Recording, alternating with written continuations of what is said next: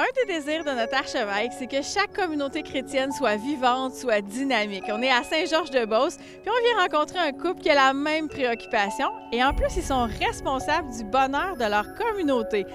On va aller voir avec eux c'est quoi leur rôle et qu'est-ce que ça apporte à la paroisse.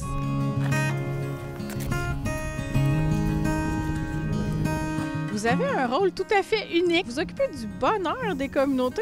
Comment est-ce que cette aventure-là a commencé? Cela a commencé avec une visite de Monseigneur Pelchat, qui nous a parlé que les laïcs devaient prendre un rôle dans l'Église. Et suite à ça, avec l'abbé Donald Clich, lui a dit « On va faire une tournée de nos communautés pour instaurer l'accueil et la fraternité », ce qu'on a fait. Puis vite, on s'est aperçu qu'il y avait des endroits où c'était bien, la mise en place de l'accueil, de la fraternité était bien présente. Alors on a dit, bon, peut-être qu'il faut aller plus loin. Et on s'est aperçu que le manque de pasteurs, ils n'ont pas les pasteurs à toutes les semaines, parfois c'est au mois là, maintenant, qu'il fallait former des équipes pasteurs.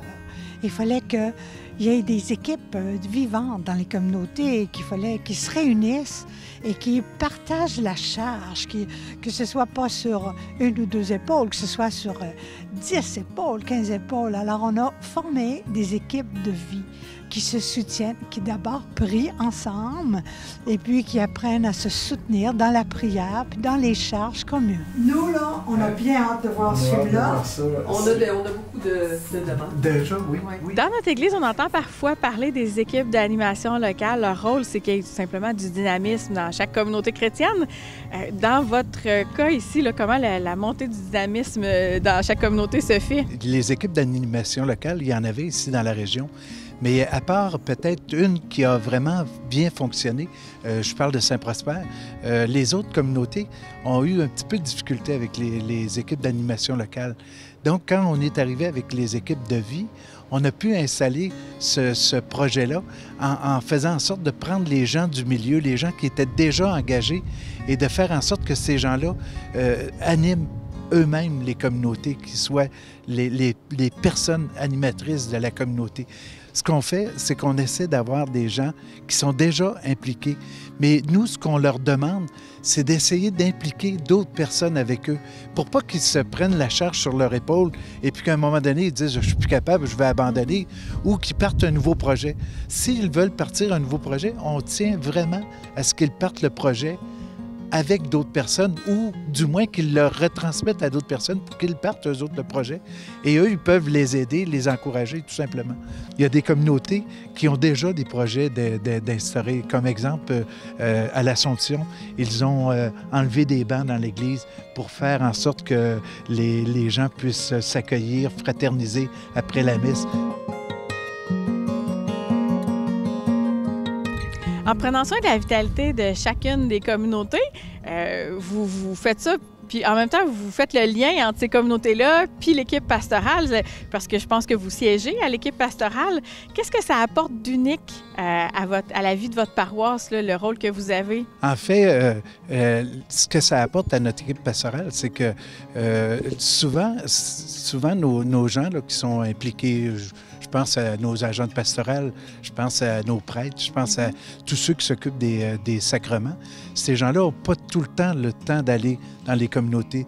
Donc, nous, ce que l'on fait, moi et Hélène, c'est de tenir le phare, d'aller les rencontrer, d'être proche d'eux, de faire en sorte qu'ils sachent qu'il y a des gens qui s'occupent d'eux, il y a des gens qui sont présents, même s'ils ne voient pas nécessairement le pasteur, parce qu'il y a des endroits où ils le voient peut-être aux 2-3 semaines, même 3 semaines, il y a des endroits qui voient le pasteur. Donc, ces équipes-là deviennent un peu comme s'ils étaient laissés à eux-mêmes.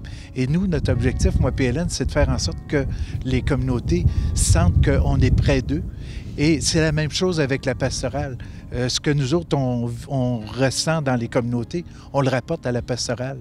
Et puis, je pourrais peut-être vous dire, à un moment donné, quand Alain nous a demandé d'être à l'équipe de pastorale et de venir dire qu'est-ce qu'on pensait et choses semblables, bien, on s'est aperçu qu'on allait là pour une fois ou deux, puis on a dit, après ça va être fini.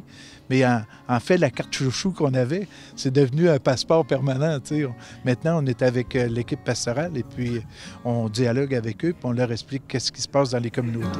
OK, au revoir. Bonne journée. Le fait qu'on soit des laïcs, tout à fait comme les autres, fait qu'on a une grande... Les gens se confient facilement à nous. Parce que parfois, il peut y avoir une petite gêne quand c'est des personnes consacrées.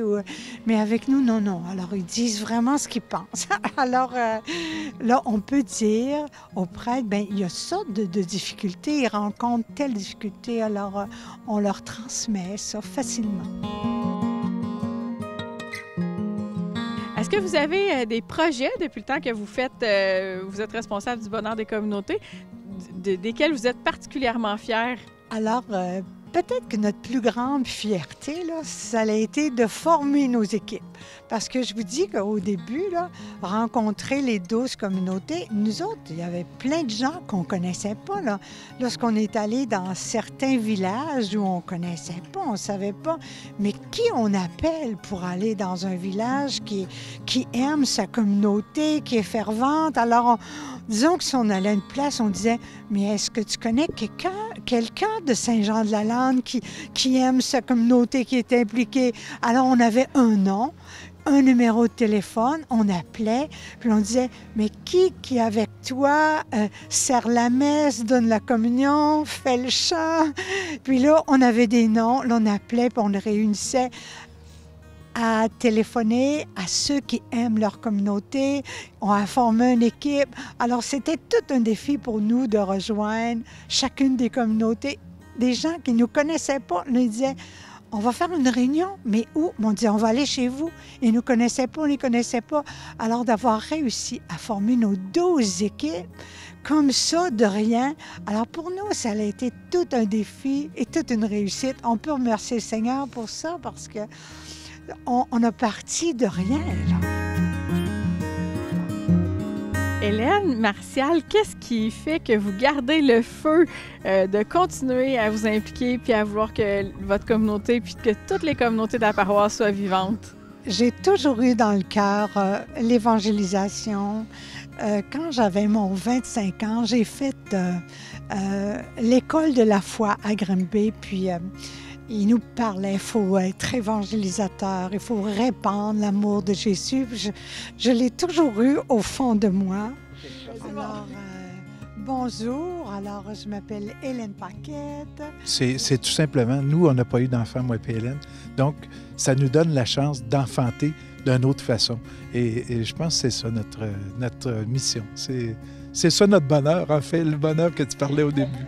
C'est de rendre les gens heureux puis de faire connaître Jésus. Moi aussi, vraiment.